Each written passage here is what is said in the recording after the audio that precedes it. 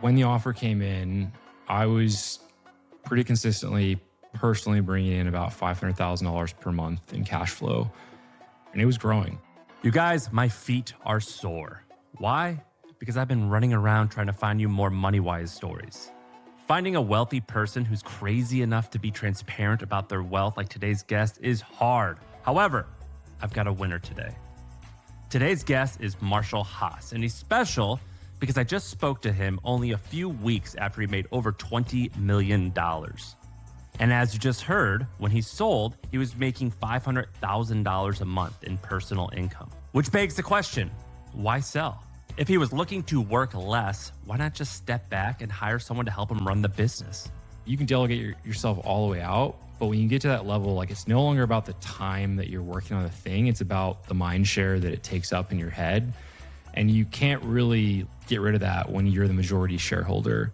The decision to sell came from an unexpected opportunity, and he did not take that lightly. And the sale, as I mentioned, happened just a few weeks before our interview. So we're talking to someone who's post-exit and still in the honeymoon phase. We'll talk about the process of selling, including the anxiety and stress that goes with the exit period. Also, why he decided to ultimately go through with the deal despite almost bailing a bunch of times, and the mental adjustment that comes from trading in massive cash flow for a huge lump sum.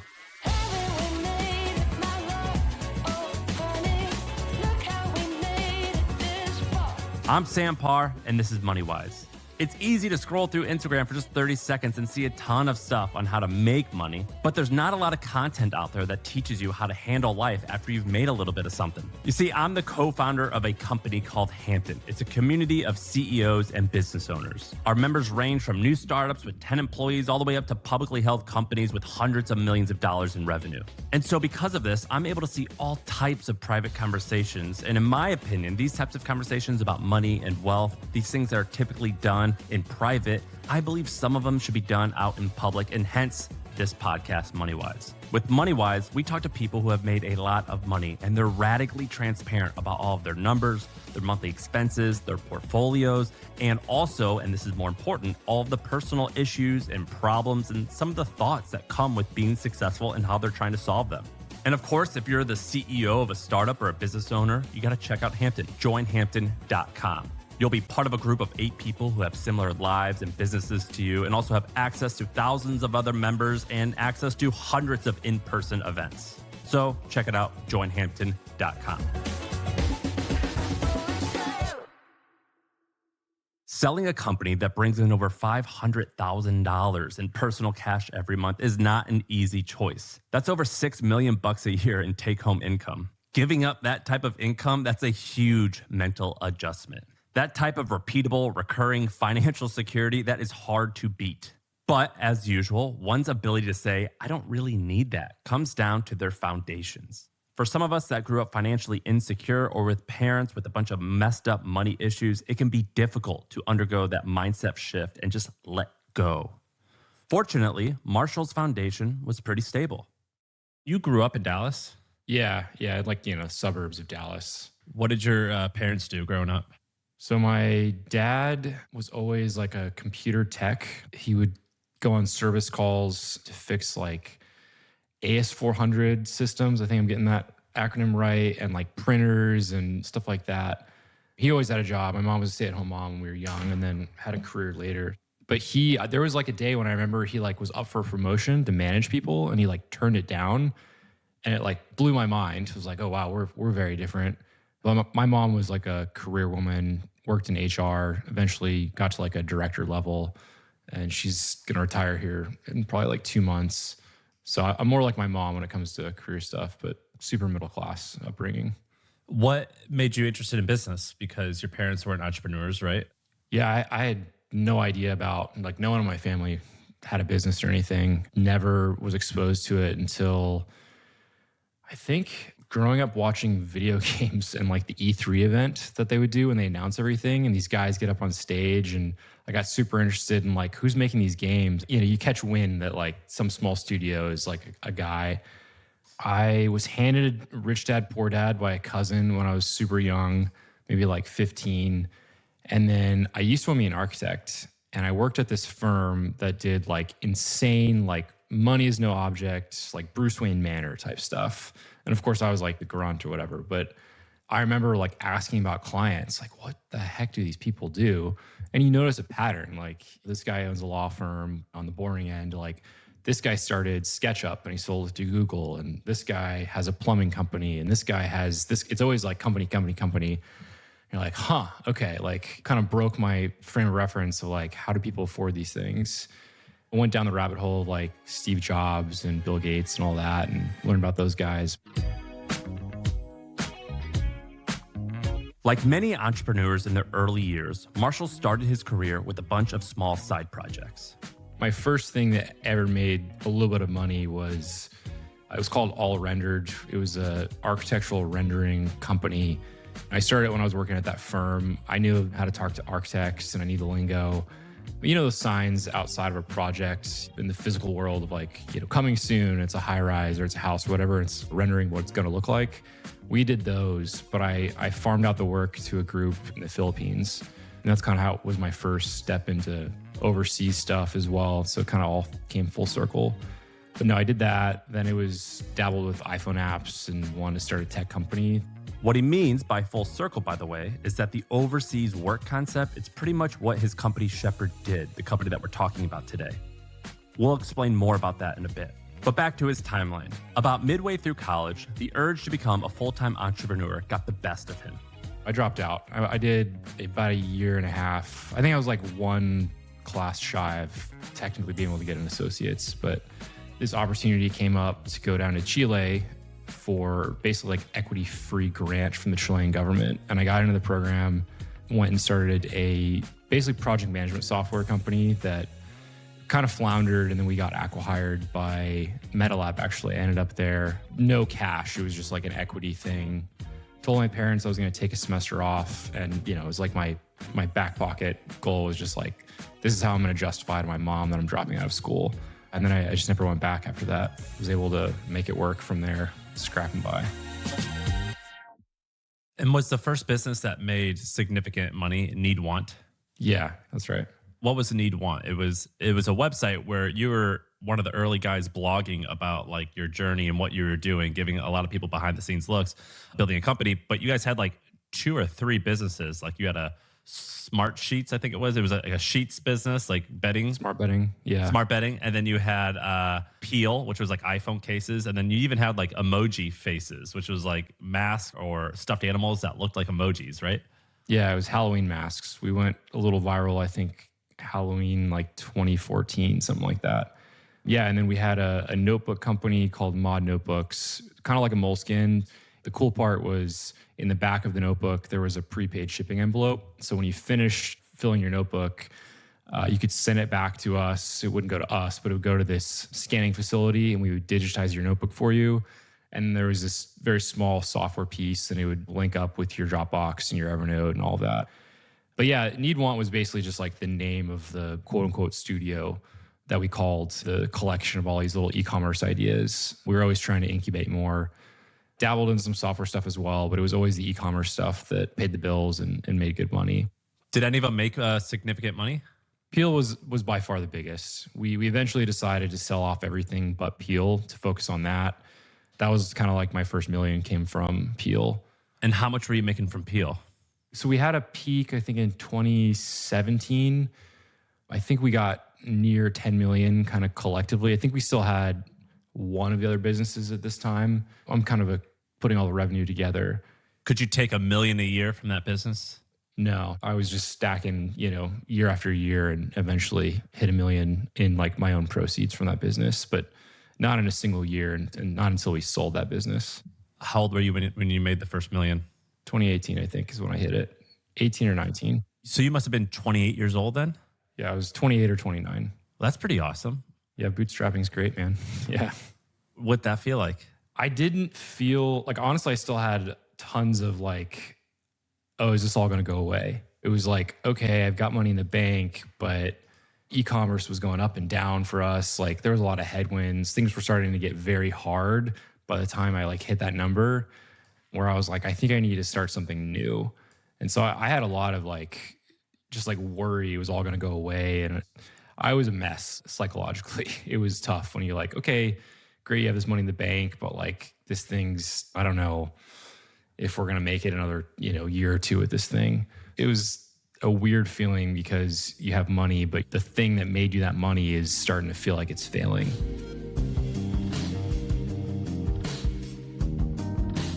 That anxiety of losing that income continued to grow. I basically got really into tracking finances around like 2017, 2018, similar time, where I actually knew how much money I had. And you start paying attention to it and analyzing it, and it was like, all right, if this thing goes to zero, how long do I have to like continue our lifestyle? Because I'm married by that point and supporting my wife, and you just start to feel like the responsibility of it all. I was very worried about money back then. It was a tough time. So around 2018, 2019, Marshall starts to let go of some of those e-com businesses at need want and makes a little bit of money. Yeah, like mid six figures. He does hang on to Peel, but then he starts to slowly shift his focus to something else, something that would end up being much bigger, a new company. And that new company is Shepard. That'll do, pig. That'll do. No, not that type of Shepard. You see, Shepard is a company that basically helps connect companies with highly skilled employees overseas. A year prior, I had traveled with my wife for 6 months. One of the stops that we made was the Philippines. And this guy, Jomer, that had worked for Need Want for a few years, him and I had become friends. He was kind of like a generalist, did a little bit of everything. He'd kind of always expressed an interest in starting something. And so while we're there, kind of like agreed, like, yeah, let's start something together at some point. And it just kind of was in the back of our minds of like what that thing would be. And so he wanted to do something very like BPO based, just like let's find people to do customer support and upsell their time. I didn't know how to like break into that, doing that. There's a million people that do that. And I read in a book in passing about this term headhunting and what people pay when you place talent with them. I was like, that's interesting. The goal was to make just like a little bit of money for both him and I. And right out of the gate, like it started making tens of thousands a month in revenue and really good profit margins. I had very low expectations for that business. I mean, I still cared about it and tried really hard with the website and copywriting and positioning and everything, but it wasn't like this is my next big thing and it's going to be, $10 million a year business. That wasn't until a couple of years in when I was like, okay, like I really need to focus on this and go all in. Now, from that first tens of thousands in revenue, Shepard's revenue kept ramping up higher and higher. And so did the profit.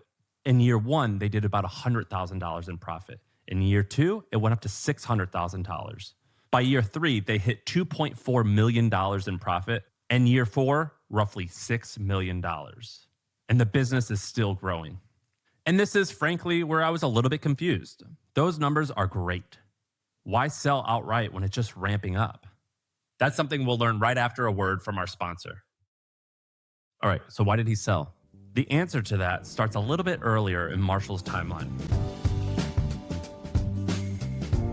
About a year prior to the offer coming across for Shepard, I decided, okay, I'm going to sell all my other businesses and just go all in on Shepard. Again, it was like I think about things as mind share. I had Peel and I have basically a boutique hotel in downtown St. Louis as well, much smaller than the other two. Peel was the first one to kind of go up for sale and go through that process. And we closed, I think, September of last year. And it was fucking brutal. And it was a much, much a very small deal compared to Shepard. And I kind of peg it to one, the buyer that you're working with. I don't know, we're just very culturally different. They want to, dot every I, cross every T, spent all the time on like picking apart financials over like how are they actually going to run the thing. Like had maybe a 15-minute conversation of like, what's my vision when they pick it up after me. From that sale, Marshall earned a valuable lesson, one that he didn't realize would come in handy right after learning it. That closes and it was like, this is awful. And I told myself, if I ever sell Shepard, I want to sell to someone that I know and like, at least know enough to know how they are as a person. Like there's that quote of like, you can't do a good deal with a bad person. if that doesn't ring true for the Peel stuff, like we just butted heads a ton in that acquisition.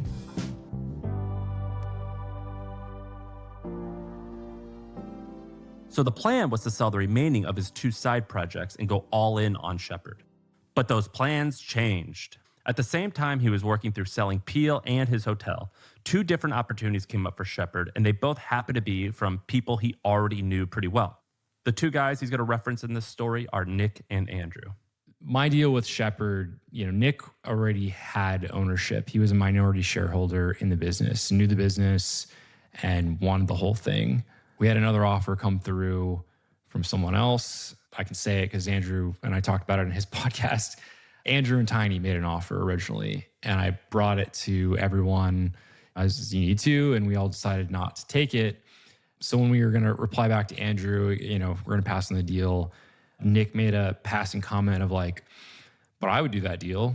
It's like, well, what do you mean? Obviously, fast forward, Nick had to raise the money from private equity guys and put the deal together. Of which I'm one of those guys. My company's a very small investor of it. Nice. But yeah, I mean, that going into it was, okay, I know Nick. We've worked together for 2 years. I like Nick. He's a good dude. I think this will be a much smoother process. Part of it too is just like quality of the business. A lot of the stress is just like, well, you could walk away. And it's like, well, do you want to walk away? I wanted to sell Peel. I would have been okay hanging on to Shepard. So, like negotiating points and stuff are a lot lower stress when you're willing to hang on to it. But no, we had a very easy, amicable deal process. Due diligence was very minor just because he already was a shareholder in the thing. So yeah, it was a very smooth process compared to the Peel sale. And here's the good part. Here's how much he ended up making. I got about 18 million in cash at close.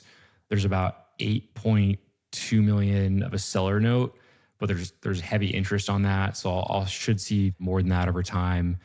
And then of course, what I already had pulled out over time from the business as well. Yeah, my total package is about 26 and change. Add in the cash that he was banking while he was running Shepard, and his net worth is pretty good. 30 million mark is probably pretty accurate for like total net worth. That's a ton of Big Macs. Good job, Marshall.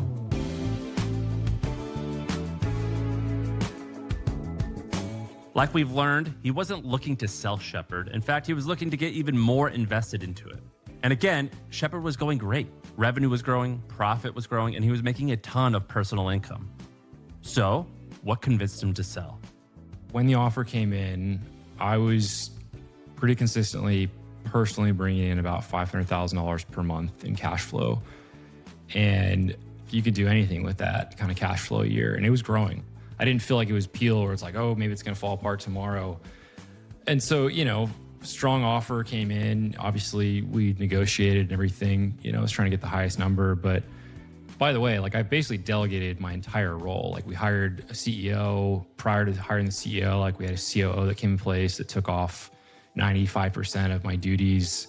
So it's like amazing cash flow, and I don't really have a day-to-day role necessarily.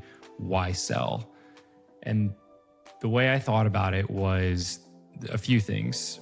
There's basically 2 types of regret I could have. I could have regret of greed, where I do sell and this thing goes to $1 billion and man, I could have been even more wealthy. Or regret of loss, where something happened or, it fell apart in a few years, or, we got sued out of existence, or, whatever. Something happened and it goes to zero or it becomes much less. And I had the opportunity to sell for life-changing money. And of those 2, it hurts way worse to have regret of loss. So that's kind of how I thought about it. The other thing that contributed to like deciding to ultimately sell is like, even with Peel, I had hired a general manager. Like I got really good at delegating, and you can delegate yourself all the way out. But when you get to that level, like it's no longer about the time that you're working on the thing. It's about the mind share that it takes up in your head. And you can't really like get rid of that when you're the majority shareholder. Mind share, is real. It's like don't really have day-to-day duties, but it's still hard to be present playing with your kid or, on a date night with your wife. You're still worried about things. It's ultimately still your responsibility. I have young kids, I have a wife, and it was just like, you know what? This is life-changing money. I think it makes sense given all those factors. But even after deciding to sell, there was a lot of time between when the offer came in and when the sale actually went through, which means there's a lot of time to second guess yourself and give yourself way too much anxiety over things. I remember when I was selling my company, the process was horrible and it made me never want to do it again. It's an emotional roller coaster because the process after signing the letter of intent, it could take months for the deal to close. It took me 90 days, and every day it felt like something could ruin the entire process. And so I get why Marshall felt all types of different feelings during this process. The biggest feeling he had was hesitation. I flip-flopped probably like 5 times. Never really let Nick know, but internally I was like, okay, sleep on it. Don't just fire off a text. Yeah, I went back and forth. It's all the while we're growing. It's not like we're flatlining or declining. You're like, I gotta get this thing sold. The number just keeps going up. Should I just keep this?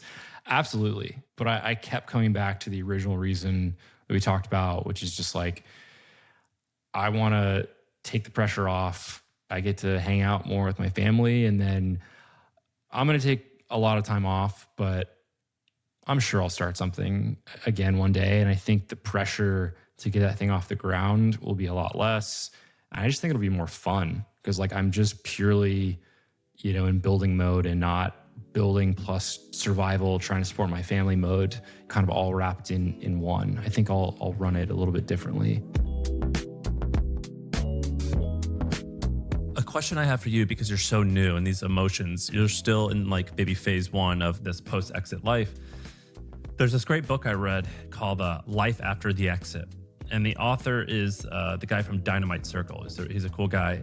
He basically has this book where he contemplated selling his business. And he was like, well, I want to sell my business because I'll have more time and I'll have more money to afford some of the things I want to do. And then he was like, to his audience, he was like, but I would question that thought of, can you build more life and more time and more money into the life that you already have without selling? Because once you sell, that thing is gone. Whereas, is there a way that you can use it to fuel the life that you want today? And maybe you could have the best of both worlds, which is to still have your business and to still live the life that you want to live. Now that you're post-exit, is there a chance that you could have had the life that you wanted to live without selling? Yeah, for sure. I had a ton of time still. Like I said, we hired a CEO. I didn't have a day-to-day role. And even prior to hiring that CEO for about a year, when we brought in that COO, 95% of my duties were gone. I think it was just I come back to the mindshare thing. I wanted to taste what it felt like to just pass the torch to someone else fully. To me, a CEO is like a babysitter. Obviously, you hope that they're going to be with the company for a long time, but at the end of the day, it is temporary. Whereas the majority shareholder, they're ultimately the one responsible for everything. I was always majority in all the things I did. I was always CEO. I was always the leader in all the things. I never got to taste what it was like to go along for the ride. But ultimately, if shit hits the fan, I don't have to be the first one to jump in. There's a big deal or whatever. So I think it was partially just motivated by that as well, wanting to know what that feels like. And I can always go start another thing if I want to go back to the driver's seat. This is why I struggle with it. I still kind of struggle with it, but I'm happy I did it. You're only, I think, 4 or 6 or something like that weeks past the sale. Do you feel relief? Yeah, You have a smile. You have a smile on your face. Yes, it is very fun for sure. I'm very happy I did the deal. The first month has closed since we did the deal. Business is still growing. I'm really excited. I get to do more stuff and, wake up and not have to worry as much about things and hang out with my kids. And no, it's been a lot of fun for sure. There's still a ton of cool stuff about how he optimized his deal to keep a bit of that cash flow coming in. But first, we're going to get to the fun stuff, how he spends his money. And we'll tell you that right after a quick ad break. And we're back. So here's how he spends his money. we spend anywhere from 30 to 50,000 a month on, living and toys and travel and random expenses. And base, I think, is about 25 to 30. And then, if you have a big vacation or buy some furniture for the house or whatever, that's where those big swings come from. And then on top of that, I think last year we spent about 25 a month on charitable giving. This year will probably be a bit higher than that.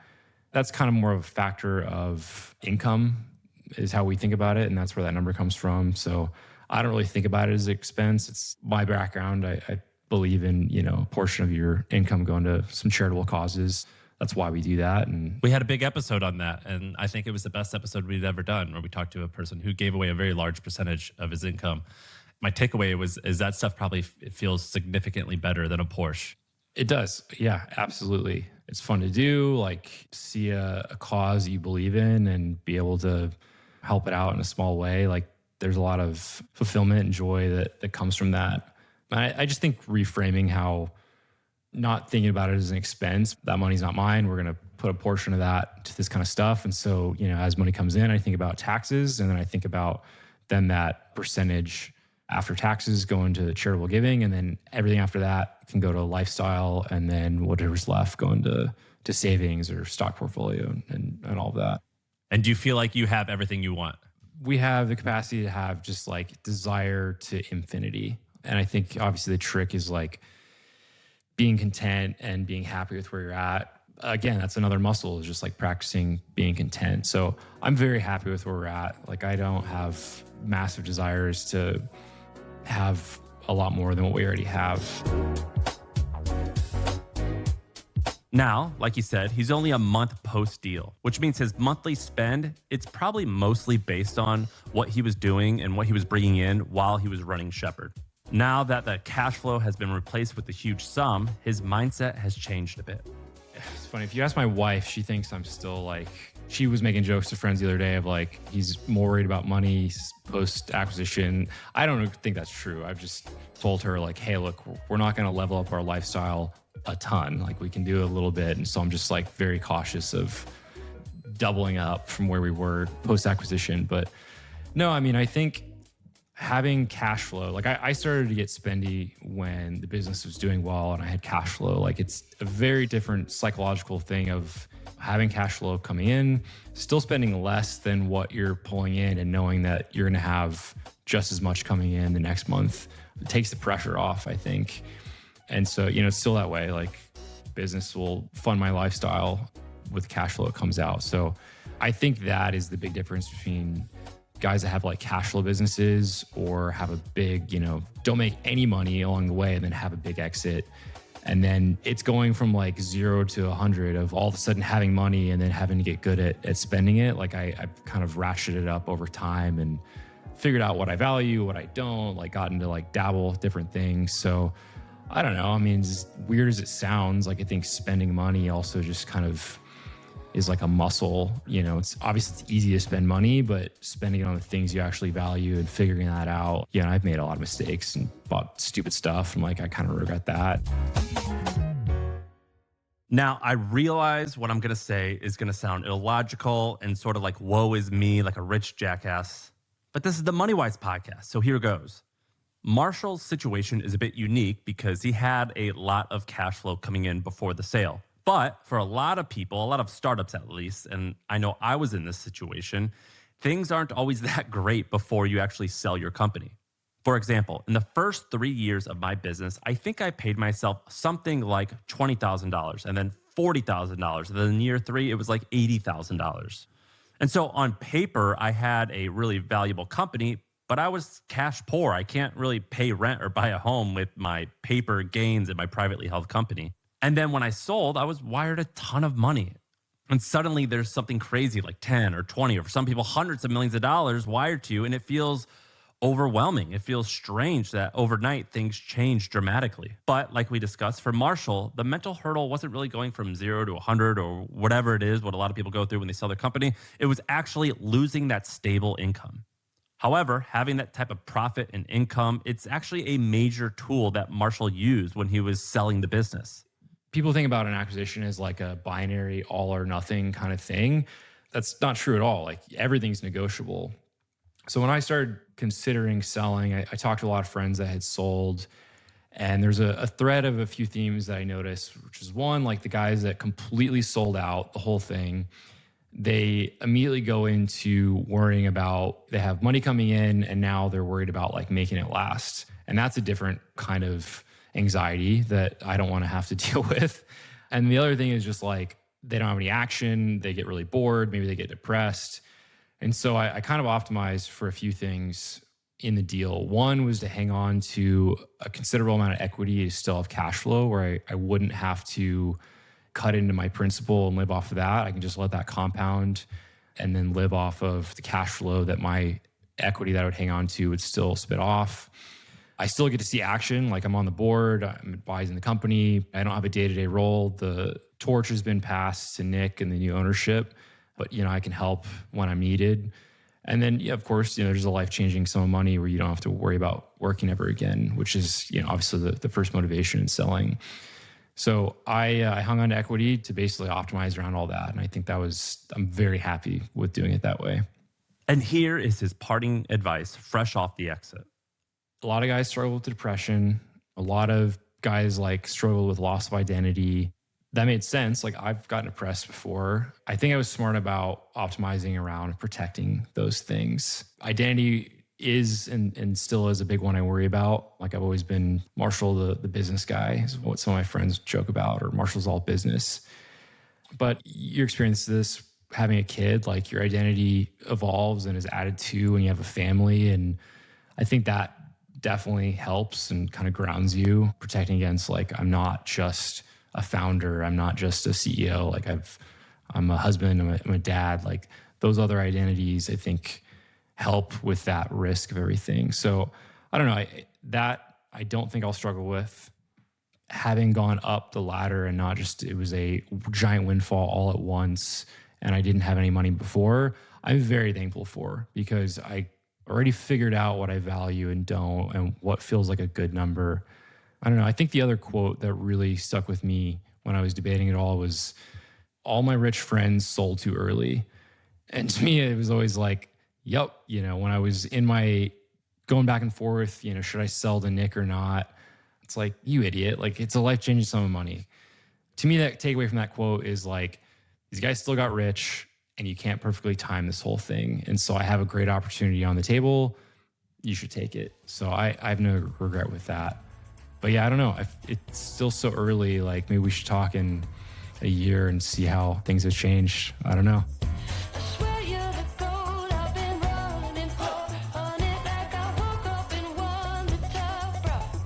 I was excited for Marshall to come on the podcast because he was so new off of his sale. I didn't want some revisionist history or looking back, but I wanted to hear about someone who was going through it as we spoke. And in a year or two, we're going to have Marshall on again to see what has changed, if it feels any different at all.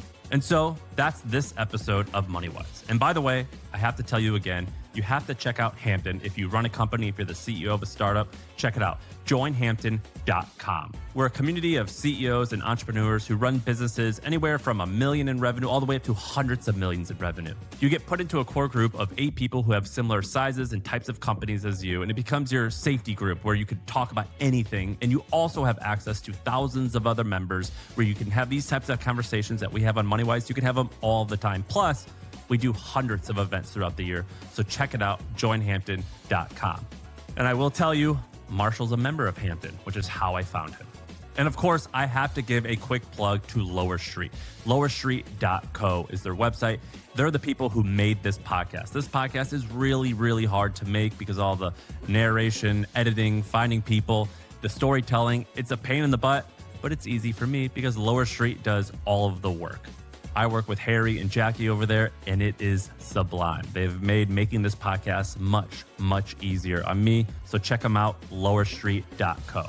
All right, that's the end of this episode of Moneywise, and I will see you next week.